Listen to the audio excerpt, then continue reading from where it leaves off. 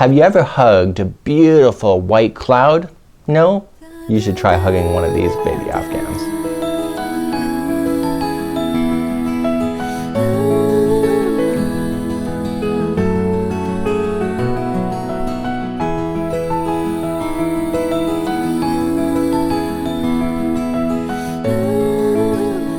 Welcome back to the Crochet Crowd as well as Yarnspirations.com. Today is learning how to make this pipsqueak blanket. This is like cuddling a cloud. It is extremely soft. Use 3 balls of this nice big ball of Bernat pipsqueak. You can use different colors. I decided to go with a solid blue, a variegated blue, and then a white to accent it. Now it is absolutely impossible to teach how to crochet using this yarn. I would not describe this Afghan as somebody that is just new to crochet because you do need to feel where the stitches are, and if you're familiar with crochet, basically your fingers will do the walking where your stitches are going to go into. Now this Afghan too, because it is a pipsqueak, even if you're off by something, maybe you just happen to catch the wrong thing in here, it doesn't really matter too much because it's nice and fluffy. I don't recommend you do it all the time of course, but if you're gonna get wrong the first time, make sure you're wrong all the time.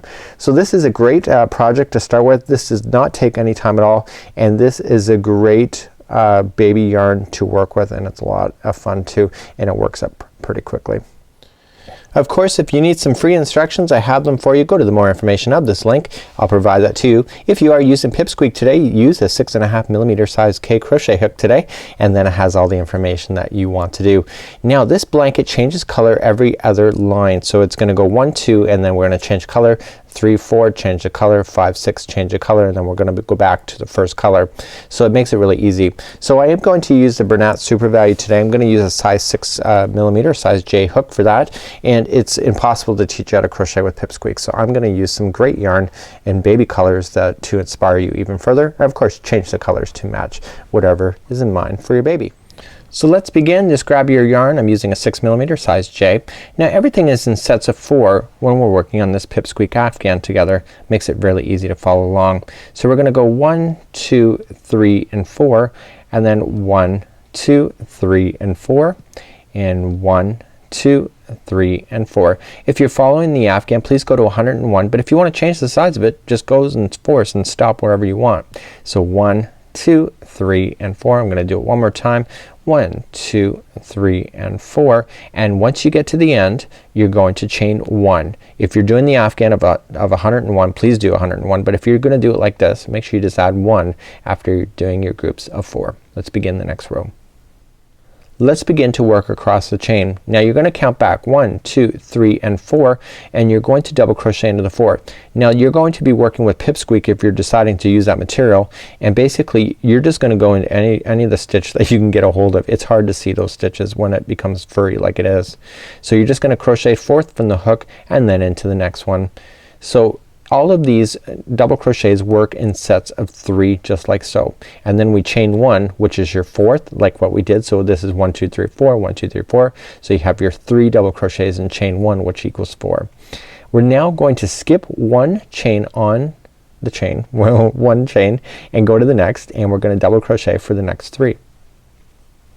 And we're gonna continue to do the same configuration going all the way across the chain of just putting 3 double crochets in a row, followed by a chain 1, which I just did, and then we skip 1, and then we double crochet back down onto that chain for another 3.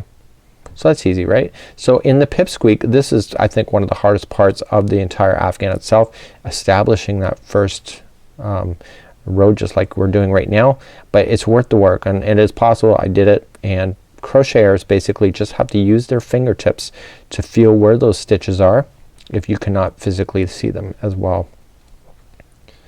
Okay, and so we're gonna, when you get to the other side, you're going to chain 1, and you should have enough stitches left over. And if in the pipsqueak, if you're off by 1 stitch, just throw something extra in there. If you're got 1 too many, just undo the strand and just you know, just take out that last extra chain if there is one. And that's kind of cheating, but I would do that instead of frogging and having to retry over and over and over. So what you have here is that 3 groups of groups of 3 of the double crochets followed with the chain in the middle.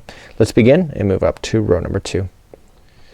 Row number 2 is so stinking easy, it's not even funny really. So what we're going to do is that we're just gonna simply chain 3, which counts as a double crochet, and we're simply just going to match exactly what you see. So we're just gonna double crochet into the next one, and we're gonna double crochet into the next. Okay, and then see how we're skipping one down here? Row number 2, we're gonna chain 1 to skip it again, and then we just immediately double crochet into the double crochet. In Pipsqueak this is actually pretty easy. It's just that first getting on that first chain is really tough, but just use your fingers and just see where things go. Okay, so chain 1, and then we just keep doing that all the way across. We're going to change color at the end of this row, so we basically are doing 2 rows of every color before switching for the entire Afghan, and we're gonna be doing that at the very end, and I'm almost there. So just 1 double crochet into each and just match exactly what we see. So the game plan changes then in row number 3 as we just change the orientation a bit. So we're gonna chain 1, and then the final 3, how you're going to change color is really simple. At the very end, okay, we want to go into that final chain space, and we want to pull through 2 and hold, and wait right here. Do not go any further. I want you to change your yarn first, and you'll be doing this with Pipsqueak as well. To change color, what we want to do is I'm gonna create a slip knot. This is technically not the right way to do it, but I prefer my project not fall apart. So I do a slip knot first, and then I'm gonna pull through the final 2 like that.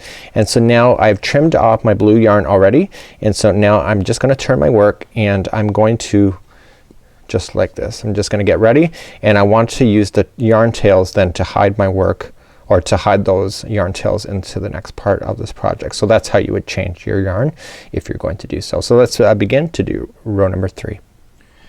Row number 3 is very similar to doing a lark's foot stitch. So you're gonna learn to do that within the stitch. So we're gonna chain up 4. So 1, 2, 3, and 4. And you're thinking to yourself, okay, wait a minute, Mikey. You just chained up 4, and normally we've been doing 3. This counts as 1 double crochet and a chain. What we're going to be doing in this round, or in this row, is that this space that's here, we're going to be changing it so it's in the middle of these 3 sections instead of right where it is here. So that double crochet chain 1 will then expand us so that we're gonna do the next stitch right into that last one of the 3 right in the beginning. I'm just looking for the yarn where it's coming from, so I want my stragglers, and I want those on top of the line, and we're simply gonna come to the 3rd one. So you got 1, 2, and 3, 3rd one, and double crochet. So what we're doing is that we're still doing groups of 3, but the groups of 3 are now going to be here, in the middle, and here. So what we're going to do is that we're going to do an twice long double crochet, and instead of double crocheting into this gapping space, we're gonna come down into around here. So we're just going to wrap and then insert the hook from underneath and pop it out, and then grab the yarn, and what I want you to do is pull up. Okay, don't just start it there, just pull up like that, pull through the 2, and then finish with the 2. And I'm gonna show that again. So our next stitch then is that we're going to come into the next double crochet that's available to you. Okay, so we just did that space, and now it's the next double crochet. We're going to chain 1, and then we're simply just going to skip this middle one here, and then go to the last one on the other side of it. So the group of 3, we're just skipping those middles. We're going to do a twice long double crochet. We're gonna wrap, coming down into this line here, come from the bottom up, pull up, give it a bit of slack, pull through 2 and 2. If you don't give it the slack, that's gonna compress on itself, and it's not gonna look good. So let's double crochet the next one, and now we're in the middle of the 3, so now we're gonna chain 1 and go to the other side of the 3. Okay, we got the twice long double crochet like so. Give it some slack. If you don't give it enough slack, you'll be in trouble. See how that's pulling up? I never gave it enough slack, and that's because there's tension coming from my yarn ball. So I'm just gonna reach off camera, just pull. It's a brand new ball, so it's got a little bit of tension right in the beginning. So I wanna try that again. So wrap, and I'm gonna leave this in the tutorial because I think if you don't see that happening, you're gonna think, okay, Mikey's crazy. So we got pulling up, pull through 2 and 2. You will get the feel of doing that. Okay, so just trust in yourself. Okay, so I double crocheted in the next one, chain 1, go to the next one over, which is the third, and then twice long again. So down, around. Now the twice long doesn't happen every time we're doing green. So the way that the pattern is that this twice long only happens on certain rows. And so you're not gonna be doing this every row, of course. So we're gonna double crochet the next one, and we're coming to the end, so we're gonna chain 1, and then we're double crocheting into the final stitch, which is the chain. So like this. And we leave on the green and we simply just turn around. So this is what it looks like at this point. Okay, so let's begin to do the next part. Let's just turn our work, and now this row is about matching what is in the green. So see how the blues match each other? Every time you have a color, the second time you do the same color, it just matches the new row that you've established underneath. So this time we're gonna chain 4, 1, 2, 3, 4, because that is your double crochet, chain 1 because you have a space now, and now we're just gonna double crochet into the next double crochet. We're not gonna go down and do any twice long stuff. We're just gonna simply double crochet every time you see a double crochet. And when you see a gap, you chain 1. So I've got a gap, so I just chained 1 and then just go into the next 3. It's easy to remember this stitch. Everything is in 3s. Just like so. So chain 1 and then coming into the next stitch. So with the baby pipsqueak, the Afghan grows pretty quickly because it's nice thick and bulky yarn, and it's nice and lightweight too. Chain 1 and just continuing to double crochet into each one, and then remember that on the edge here we have chain 1 and we're just gonna go into the third chain. So 1, 2, 3. And now what we're gonna do is not finish this stitch. We're just gonna leave it at 2 because we're ready for another color. So I'm gonna introduce another color next. So let's begin the next row, and I'm just gonna start a slip knot and begin. Now you may want to use a darning needle to hide in these loose ends as well. That's probably a better way to go, just so that you're aware of that. So I'm ready to go. I'm gonna turn this around, and I'm gonna grab my loose ends, which is the green and the pink, and I'm gonna use these here. So now the row number 5 is about shifting the gapping space back to where the blue is. See how the blue is over here, and in the green we shift it over. In this row what we're going to do is shift it back so it looks like the blue again. So we just immediately only crochet 3, or chain 3, and we double crochet into the gapping space directly itself. Make sure you get those stragglers, loose ends, and then you double crochet into the next one. So this time what we're going to do is that we're going to skip over the middle one of the group of 3. Okay, so we're gonna chain 1 first, skip the middle one, go to the last one of the group of 3, and then double crochet right into the gapping space of the next one. And what we're doing is we're moving over the spaces. You know, these colors are absolutely amazing. This would be, even in this yarn, would be amazing as a baby blanket. What a fluke that is. So here we go. I'm just trying to establish here. So we chained 1 and we're just making our 3 like so. Now you'll notice on there, on this Afghan, is that it will not, we don't go down every color as far as this long extension, because these long extensions only exist on one side of the Afghan. So if we do it on the next one, we're gonna be backwards and the extension is gonna go down the other side instead.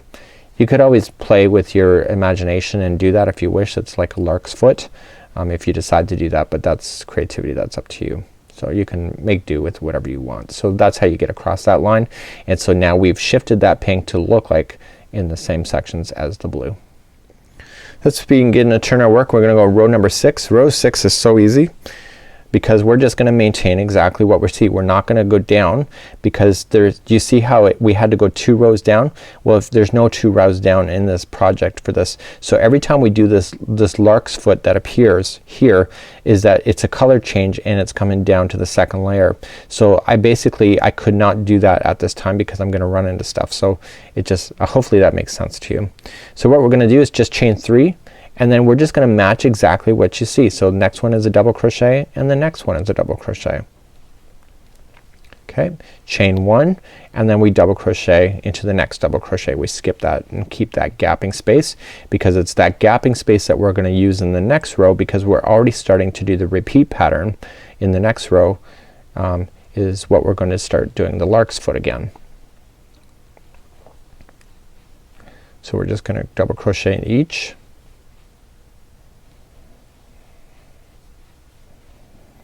So there's another Afghan I have coming up in the future where almost every line is the lark's foot. This is not like that. This has it only occasionally, and it has a really, you know, I think it's a nice touch. It's not overdoing it, and it looks really great as a baby Afghan. So remember, when we finish, we're not gonna finish the entire stitch. Okay, we're gonna make sure that you get right to the end. I'm gonna go right into the chain, and we just wanna stop one before, and then we're gonna reintroduce. Now the blue has not had a lark's foot, so that's gonna be our next lark's foot coming up. And then what's gonna happen is that we're gonna go back to green. Green is gonna look just like this, no lark's foot, and then when we come back to the pink, that'll be lark's foot. But you're going to repeat the pattern just constantly now